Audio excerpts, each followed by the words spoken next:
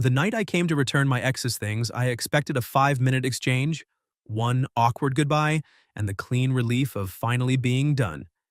Instead, her roommate opened the door barefoot, wearing an oversized gray sweater with mascara smudged under one eye and my ex's apartment key in her hand. Then she looked at the box in my arms and said, "She's gone." I stared at her. "What do you mean, gone?" Mara Vale stepped aside just enough for me to see past her into the apartment. Half the living room was empty. The framed prints were off the walls. The little white bookshelf that used to lean near the window was gone. The blue chair Lena bought because she said it made the room feel European had disappeared too, which was funny because it had come from a discount store in Queens and squeaked whenever anyone sat down. My ex had vanished from the apartment with the same quiet efficiency she had used to vanish from our relationship. Mara watched my face, not cruelly, carefully. "She moved out this morning," she said. I shifted the box against my chest. "She knew I was coming tonight." "I know." "She texted me yesterday." "I know." "She said 7. Mara nodded once. "I know." There are moments when humiliation arrives slowly, like your brain is giving your pride a few extra seconds to leave the room first. This was one of them. My name is Daniel Mercer. I was 32, a project manager for a restoration company in Brooklyn, and I had spent the last 3 weeks packing Lena's things into one cardboard box because apparently dignity after a breakup includes returning a curling iron, 2 sweaters, a cookbook she never opened, and a framed photo of us from a wedding where we were already lying with our smiles. Lena and I had been together for almost 2 years, long enough to have routines, not long enough to survive the truth. The truth was simple. She liked being loved more than she liked loving back. I didn't understand that at first. At first, I thought she was guarded, busy, complicated. A woman with ambition, taste, and a talent for making every room feel like a place I had to earn permission to enter. Then I started noticing how often I apologized when I had done nothing wrong. How often plans changed because her mood changed. How often I left her apartment feeling like I had auditioned for the role of boyfriend and failed the callback. Mara had been there for most of it. Not in the middle. Never that. She was Lena's roommate, not my friend. At least officially, but she was the one who opened the door when Lena was late. She was the one who handed me coffee once after Lena forgot we had dinner plans and stayed out with coworkers instead. She was the one who said, very quietly, "You don't have to wait in the hallway," like she was offering me shelter from more than bad weather. Mara was nothing like Lena. Lena entered rooms like she expected them to rearrange around her. Mara entered quietly and noticed what everyone else missed.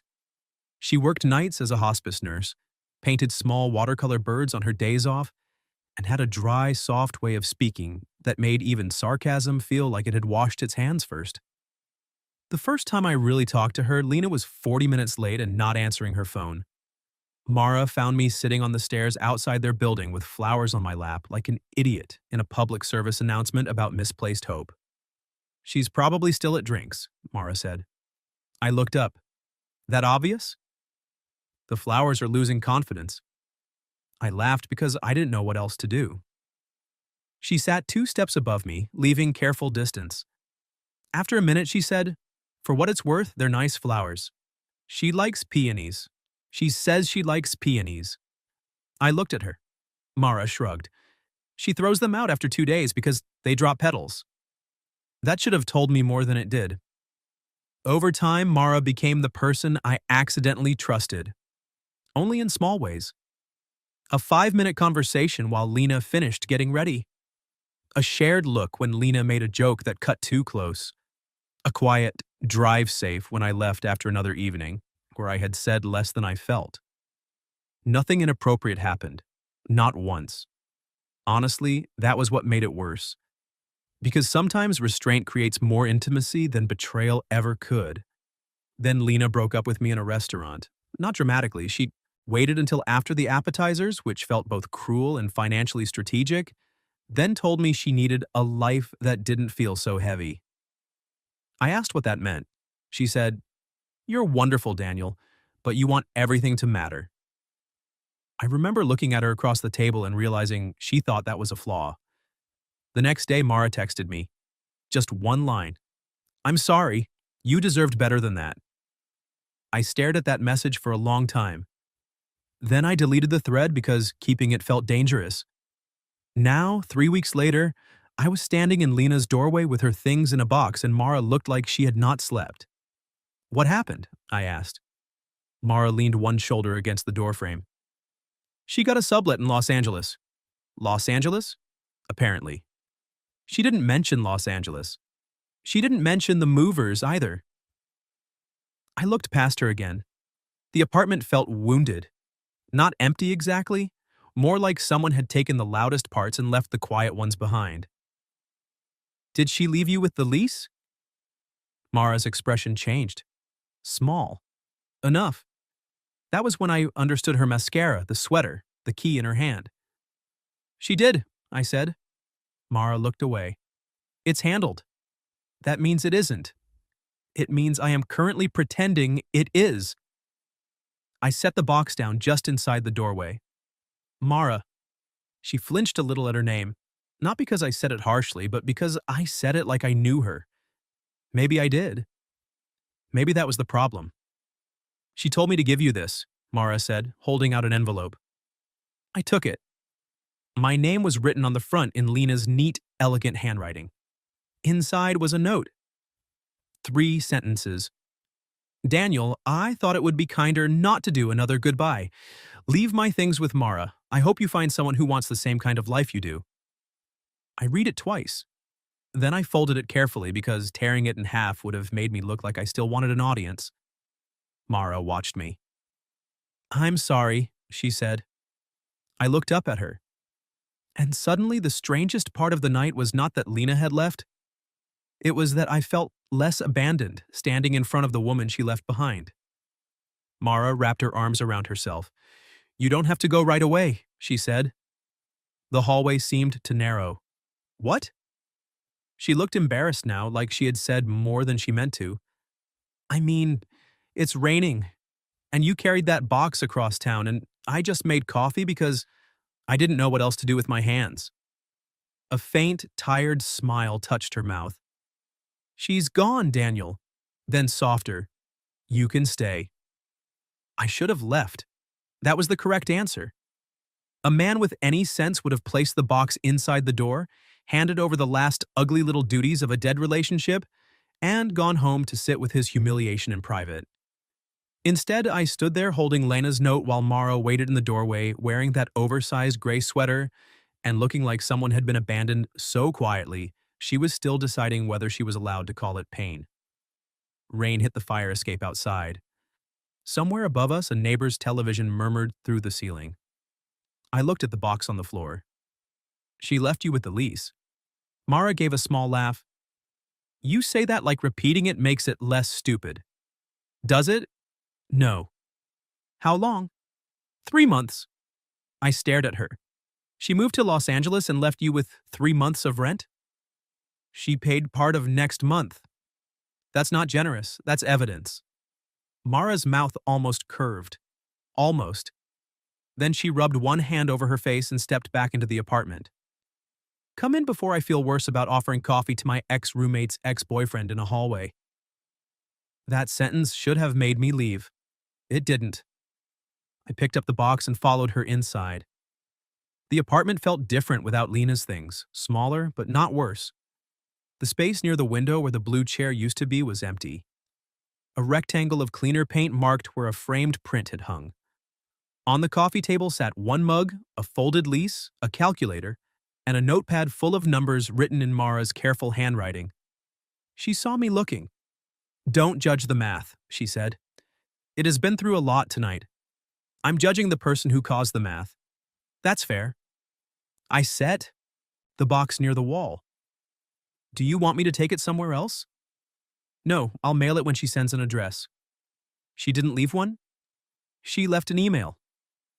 Mara walked into the kitchen. Very modern, very useless. I followed as far as the doorway. The kitchen was tiny, with yellow light over the sink and a kettle steaming on the stove. Mara moved carefully, like if she kept her hands busy enough, the rest of her might not collapse. I knew that kind of movement. I had used it for 3 weeks.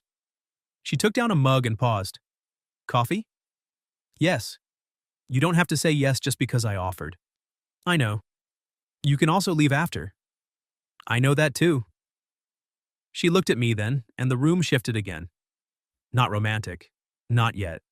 More dangerous because it was honest. Two people left behind by the same woman standing in the kitchen she abandoned, pretending coffee was a normal response. Mara turned away first. She told me not to make a big deal out of it, she said. Lena? Who else has that talent? I leaned against the counter. What exactly did she say? Mara poured coffee into both mugs. That she needed a fresh start. That the apartment had started feeling heavy. That she found a creative sublet in Silver Lake and didn't want to lose it. I laughed once without humor. Heavy, I said. Mara looked over. That's what she said about me. Her expression softened in a way I wished I didn't need. I know. She told you? No. Mara handed me the mug. I heard the argument when you came here the night after the restaurant. I looked down at the coffee. Of course she had. The apartment walls were thin and Lena had never cared who heard pain as long as it wasn't hers. I'm sorry, I said. For being dumped loudly? For making you listen? Mara's eyes stayed on mine. You didn't make anyone do anything. That was such a simple sentence. It still hit hard. I took a sip of coffee mostly to avoid answering. It was strong, bitter, better than anything Lena ever made. Mara leaned back against the opposite counter. The kitchen was too small for two people trying not to admit they were aware of each other. You know what's embarrassing? She said. What? I'm not even surprised. That she left? That I didn't matter enough to get a real conversation. Her voice stayed steady, but her hand tightened around the mug. I lived with her for a year, covered rent twice when she was between jobs, picked up her dry cleaning when she had interviews, listened to her talk about needing space from everyone who wanted too much from her. She laughed softly. Apparently, I was furniture with a Venmo account. I should not have smiled. I did, only a little. Mara saw it. What? Furniture with a Venmo account is very good. It's tragic. It can be both. That got the first real smile from her. Small, tired, but real. Then the smile disappeared and I saw just how close she was to the edge. She left me the plants, she said. I looked toward the living room. Several plants remained near the window, drooping in various stages of betrayal. Were they hers? Yes. Does she know you work nights and forget to water things that don't beep? Mara blinked. Then she laughed. Not softly this time. A real laugh that broke out of her before she could stop it. The sound changed the kitchen. It made something in me unclench. She covered her mouth with one hand, embarrassed. Sorry. No, keep going. The plants need accountability. They do look abandoned. They are living metaphors. Don't say that. I'm not emotionally stable enough for plant symbolism. We both laughed then. For maybe 10 seconds, the whole awful night became absurd instead of humiliating. Then silence came back. But it was different now, less sharp. Mara looked down at her mug. I shouldn't have said you could stay. I stopped smiling. Why not? Because it sounds wrong. Does it feel wrong? She didn't answer right away. The rain kept hitting the window. Finally, she said, no. That word sat between us, quiet, unprotected. I set my mug down slowly. Mara. She looked up. I don't want this to become some weird rebound grief triangle. Good, she said, because that sounds exhausting and badly lit. I mean it. No. Her voice softened. I didn't ask you to stay because I want something from you. Then why did you? She looked toward the half-empty living room. Because when she left, Mara said, the apartment felt like proof that I had been easy to walk away from. Her eyes came back to mine. And when you stood in the hallway with that box, you looked like proof of the same thing. That hurt. Because it was true. She took a breath. I didn't want either of us to go sit alone with her version of the story. I had no clever answer for that. So I gave her the only honest one I had. Then I'll stay for one coffee. One coffee, she repeated. Maybe 2 if the plant metaphors worsen. Her mouth curved again. We moved to the living room because the kitchen was too small for everything we weren't saying. I sat on one end of the couch, Mara sat on the other, knees pulled up, mug in both hands. The gap between us was polite, necessary. Still, it felt more intimate than half the nights I had spent in that apartment with Lena sitting right beside me. For a while, we talked about practical things: the lease, the landlord, whether she could find another roommate quickly, whether I knew anyone sane enough to live with a nurse who owned dying plants and made dangerously strong coffee. Then my phone buzzed. Lena. Of course. I looked at the screen. Did you drop off the box? Please don't make tonight complicated. I stared at the message. Mara saw my face. Her? I handed her the phone without thinking. She read it. Something in her expression cooled. Then she gave it back. What are you going to say? She asked. I typed one sentence, I dropped it off. You made it complicated. Then I sent it. Mara stared at me. What? I didn't expect you to send that. Neither did I. Her eyes held mine for a moment too long, then her phone buzzed on the coffee table. She checked it. Her face changed. What? Mara turned the screen toward me, an email from Lena. Subject line: apartment. The preview read, Mara, I'm sorry this is sudden, but I need you to be flexible. I told Daniel he could stay there tonight if he needed closure, so please don't make it weird. For a second, neither of us spoke. Then Mara looked at me. Her voice was very quiet. She planned this. And suddenly the apartment did not feel abandoned anymore. It felt staged. Mara read the email again. Then again. Like the words might become less insulting if she stared at them hard enough. They did not. I told Daniel he could stay there tonight if he needed closure, so please don't make it weird. There was something almost impressive about Lena's ability to leave a city and still rearrange the emotional furniture from 3,000 miles away. Mara set her phone on the coffee table with too much care. That's why she told me not to go to my night shift, she said. I looked at her. What? She texted this afternoon. Said maybe I should call out because you were coming by and might be upset. She made it sound like she was worried about you. I stared at her. She told you to stay here? Mara nodded once. And told me to come at 7. Yes. And moved out before I got here. Yes. The room went quiet. Not romantic quiet. Ugly quiet. The kind that arrives when two people realize they weren't just hurt by the same person.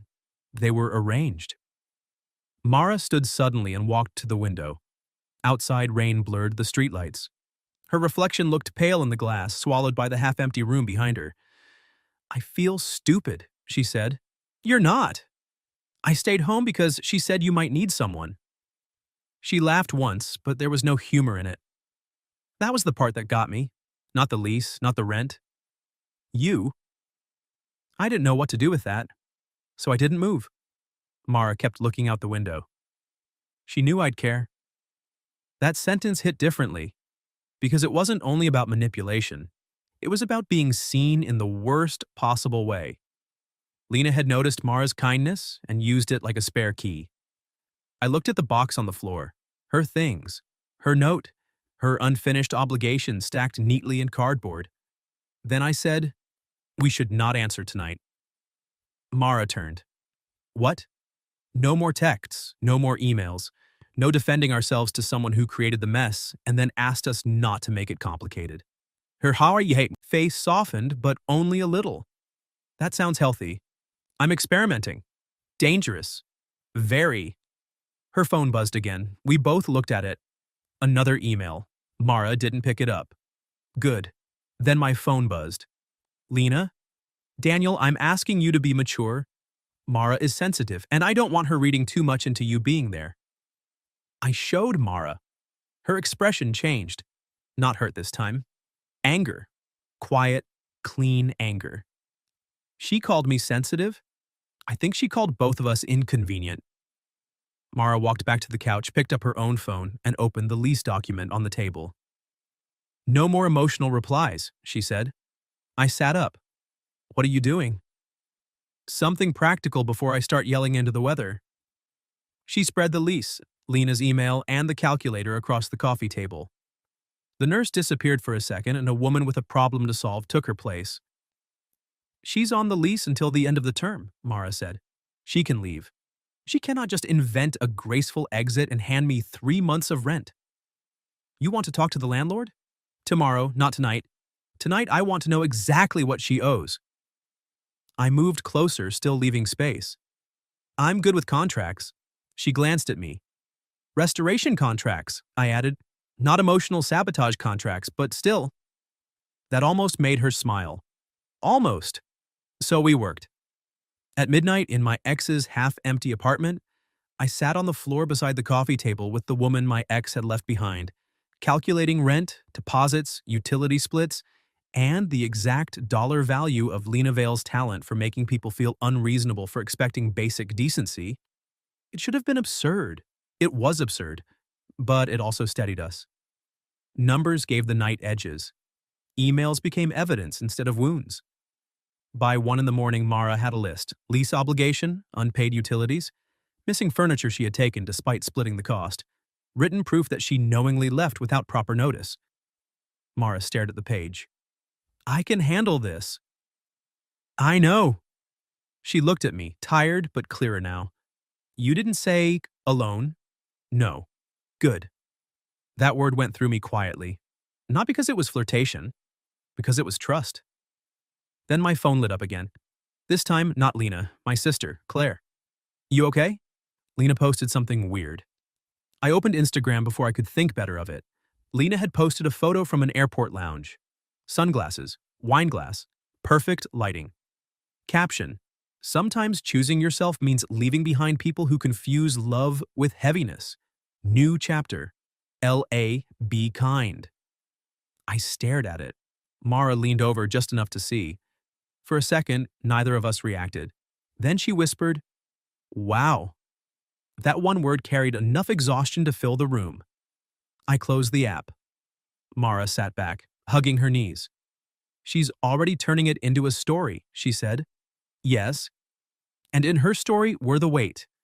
I looked at her. The apartment was quiet now. Rain, old pipes, the soft hum of the refrigerator. The kind of quiet where people either lie or finally stop. No, I said. In her story were the people she left before we could ask for honesty. Mara's eyes lifted. That's not the same thing. She held my gaze for a long moment, then something in her face broke open, not completely, just enough for the truth underneath to show. I was in love with her once, she said. I went still. She looked down immediately. Not when you were together, before, briefly, stupidly, she knew. I think she liked knowing. Her voice tightened. Then she brought you home and I got over it slower than I should have. The room shifted under me. Not jealousy. Something more complicated. Because suddenly the kindness, the distance, the carefulness, everything had another layer. Mara looked miserable. I didn't tell you because it wasn't yours to carry. I nodded slowly. Thank you, I said. She blinked. For what? For not turning your hurt into mine. Her eyes filled, but she held steady. Then she said very softly, I think that's why I liked you before I let myself admit it. The words landed between us, quiet and irreversible. Before I could answer, there was a knock at the door. Both of us froze.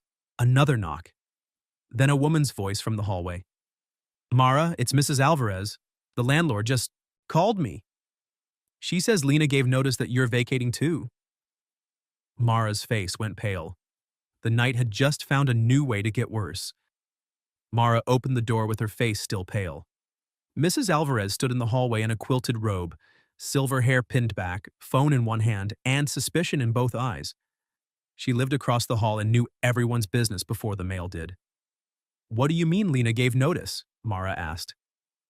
Mrs. Alvarez looked past her and saw me sitting on the floor by the coffee table surrounded by lease papers and Lena's abandoned box. Her eyebrows rose. I stood too quickly. This isn't... I am too old to care what this is, Mrs. Alvarez said. I care about rent and locks and people leaving furniture by the trash. Mara blinked.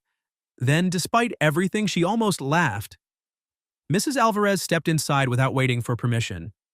The landlord called me because he couldn't reach you. Lena emailed him saying both of you were vacating at the end of the month. Mara's voice went flat. She what? She said you agreed. I did not agree. I know. Mrs. Alvarez looked around the apartment. You are many things, mija. Quiet, overworked, terrible with plants, but not stupid. Mara closed her eyes for half a second. That tiny kindness hit her harder than the insult probably would have. I reach for the lease. Do you have the landlord's number? Mrs. Alvarez looked at me. And you are? I hesitated. Mara answered before I could. He's Daniel. That was all, not Lena's ex. Not a problem. Just my name. Mrs. Alvarez studied me for a second, then handed me the number. Daniel looks angry, she said. I'm trying to be constructive. Men always say that before sending emails. Mara actually smiled. Good, we needed one. The landlord picked up on the third ring, already defensive. His name was Paul, and within 30 seconds it became clear that Lena had done what Lena always did. Provided just enough information to make herself look reasonable, and everyone else look difficult. She said both tenants were leaving, Paul said. Mara stood beside me, shoulders tight. I never said that. She copied you on the email. I was copied after she sent it. Well, I already have a showing scheduled tomorrow afternoon. Mara went still. That was the moment I heard her breathing change. Not panic. Rage, trying to stay polite. I held the phone toward her. She took it. Paul, she said, voice quiet enough to sharpen the room. I am on the lease. I have not given notice. I have not agreed to vacate. You do not have permission to show this apartment tomorrow, and if you enter without proper notice or consent, I will put everything in writing before breakfast. Mrs. Alvarez smiled like she had just seen a niece win a spelling bee with a knife. Paul stammered. Mara did not. She asked for the communication record, requested confirmation by email, clarified that Lena remained financially responsible unless formally released. Said the words, tenant rights, with the calm of someone who had spent years translating other people's panic into precise language. By the time she ended the call, the apartment felt different. Not safe, not fixed, but no longer surrendered. Mara handed me the phone. Her hand was shaking. I noticed. She noticed me noticing. Don't say anything kind, she said. I was going to say that was terrifying. That's acceptable. Mrs. Alvarez nodded. Good girl. Mara looked like she might cry again, but she didn't. Instead, she said, I need to email him. I'll help, I said, then corrected myself. If you want. She looked at me. That distinction mattered. I want, she said. Mrs. Alvarez left after making Mara promise not to let anyone bully her out of the apartment. At the door, she looked at me and said, You don't make trouble worse. I'll try not to. That is not a promise. No, ma'am. She seemed satisfied by the honesty and left. For the next hour, Mara and I built the cleanest email I had ever helped write. Dates, lease clauses, screenshots, Lena's notice, Mara's non-consent, request for confirmation. No insults, even though several were deserved. When she finally sent it, she leaned back against the couch and stared at the ceiling. I should feel better. You stopped a showing, documented the lie, and made your landlord nervous at 2 a.m. That's not nothing. It still feels like she keeps reaching into the room. I looked at the box. Lena's sweaters, Lena's curling iron, Lena's note, Lena's ability to turn other people into loose ends. One. Then I stood, picked up the box, and carried it to the entryway. Mara sat up. What are you doing? Moving her out of the center of the apartment. I placed it beside the door, not dramatic, just enough. When I turned around, Mara was watching me with an expression I couldn't read. What? I asked. She always made people orbit her, she said. Yeah. You just moved the planet. I smiled faintly. Seemed overdue. The rain had softened by then. The apartment was still half empty, still full of problems, still technically the place my ex had staged one final emotional mess. But Mara looked less like someone left behind. She looked like someone standing in the wreckage and deciding what belonged to her. I checked the time. It's almost 3. You should go. The sentence came out automatic. We both heard it. Mara looked down. I didn't mean that. I know. I mean, you can, obviously. You should sleep. You have a life that does not involve emergency lease warfare. My life is flexible. That sounds fake. It is, but I'm staying anyway if you want me to. Her eyes lifted. There it was again. The dangerous simplicity of the word stay. She stood slowly. Daniel, I don't want to become the person you choose because Lena hurt you. You're not. You don't know that yet. That was fair. Pain makes everything look like shelter if the light is soft enough. So I did not step closer. I know this, I said. I felt more seen in one bad night with you than I did in 2 years trying to be enough for her. Mara's mouth parted slightly. I kept going before fear edited me into something safer. And I know I don't want to use that feeling carelessly. Her eyes filled. Not like before. This was different. Less wounded? More afraid of hope? She whispered, I liked you before tonight. The room went still. I tried not to, she said. I had good reasons, then bad reasons, then no reasons except fear. I looked at her. Mara. If you kiss me tonight, she said, voice trembling, I need it not to be because she left. That was the line. Clean. Necessary. I crossed the room slowly and stopped in front of her. Close enough to feel the question. Not enough to take the answer. Then I won't kiss you tonight, I said. Her face changed. Surprise first, then something softer, deeper. I touched her hand once, just briefly. Ask me tomorrow, I said. Mara looked at our hands, then back at me, and for the first time all night, her smile had no apology in it. Stay on the couch, she whispered. I nodded. 1 couch. 1 coffee in the morning. Maybe 2 if the plants look worse. They will. Then 2. She laughed quietly, and the sound made the apartment feel less abandoned. A few hours later, just before dawn, I woke on the couch to the sound of Mara in the kitchen. She stood by the window in the same gray sweater, reading something on her phone. Her face had gone cold. I sat up. What happened? She turned the screen toward me. A new email from Lena. I need you both to stop acting like victims. I did what was best for everyone. Mara looked at me. This time, she wasn't crying. She was done. Tomorrow, she said, we answer properly. Mara did not answer Lena's email right away. That was the first sign that something had changed. The old version of the night would have answered immediately. Defended, explained. Tried to make Lena understand the damage she had caused, as if understanding had ever been the missing ingredient. But Mara just set the phone on the kitchen table, poured coffee into 2 mugs, and said, I'm going to shower before I write something legally useful instead of spiritually satisfying. That sounds like growth. It feels like indigestion. By 9, we had 3 things ready. A formal email to the landlord confirming Mara was not vacating, a separate email to Lena with the lease obligations attached, and a folder of screenshots proving Lena had knowingly staged the handoff, misrepresented Mara's consent, and tried to control the story afterward. Mara sat at the kitchen table in clean jeans, her hair damp, the gray sweater replaced by a navy one that looked less like surrender. She read the email to Lena one last time. It was perfect. No begging, no anger, no emotional courtroom. Just facts. You are still responsible for your share of the lease unless formally released. You did not have my consent to give notice. You do not have my consent to use my apartment as closure for your breakup. Going forward, communication about rent, utilities, and property should be in writing only. At the bottom, Mara added 1 sentence. You left, Lena. Stop trying to manage the room you abandoned. Then she sent it. For a second, we both just stared at the screen. Nothing exploded. No music played. The plants did not revive.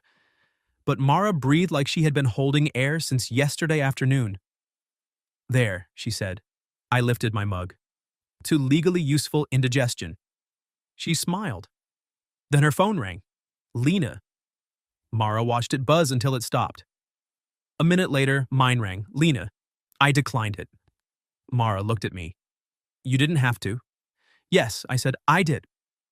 By noon, the landlord had replied in a very different tone.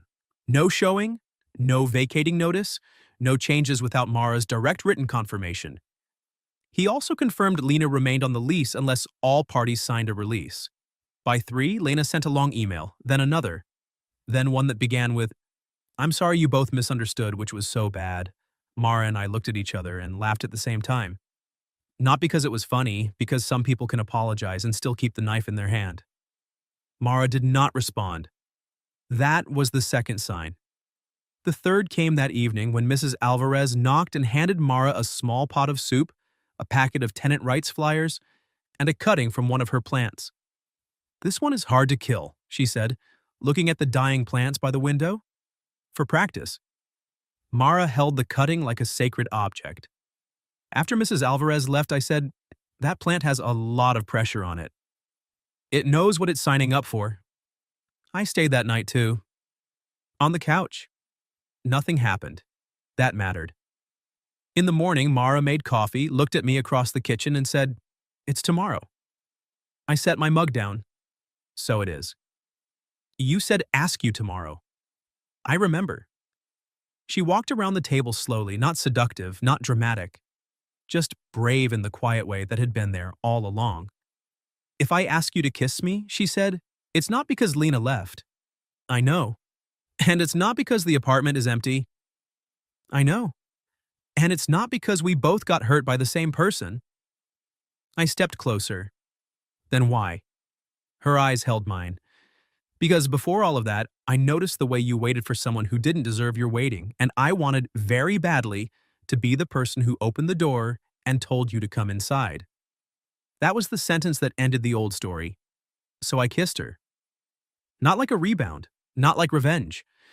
Like two people who had spent too long being careful around the wrong person and were finally allowed to be careful with each other. We did not become simple after that. Simple would have been dishonest. Mara still had a lease problem. I still had a breakup that had left more bruises than I wanted to admit. Lena still tried for a while to send emails that sounded graceful until you read the second paragraph. But the room changed. Mara found a new roommate through a nurse she trusted.